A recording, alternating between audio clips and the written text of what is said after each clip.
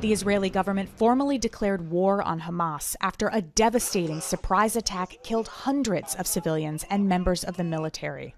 This is war, and we have to fight that war and win it. We have to destroy the Hamas war machine. On Sunday, Israeli airstrikes lit up the sky over Gaza as officials vow a long fight against Hamas. Several hundred Palestinians have been reported killed in the violent aftermath of the attack on Israel. They infiltrated Israeli territory and killed hundreds of Israelis. At least 600 were butchered yesterday, including whole families, elderly women, children. Babies were taken out of their mothers' lap and murdered.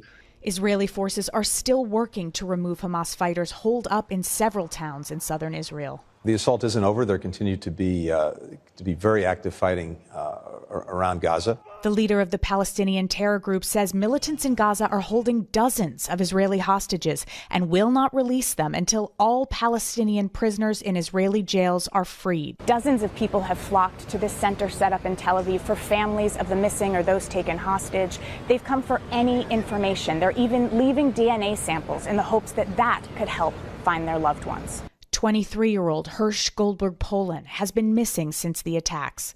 Goldberg Poland's father says he received 2 short phone messages at one point saying, quote, "I love you and I'm sorry." Haley Ott, CBS News, Tel Aviv.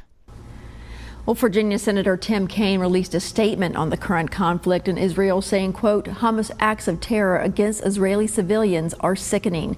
Leaders around the world must link arms with Israel and urge for the immediate end to this bloodshed. I will continue to work with the Biden administration to ensure that Israel receives the support that it needs. The families impacted by these killings are in my prayers," end quote.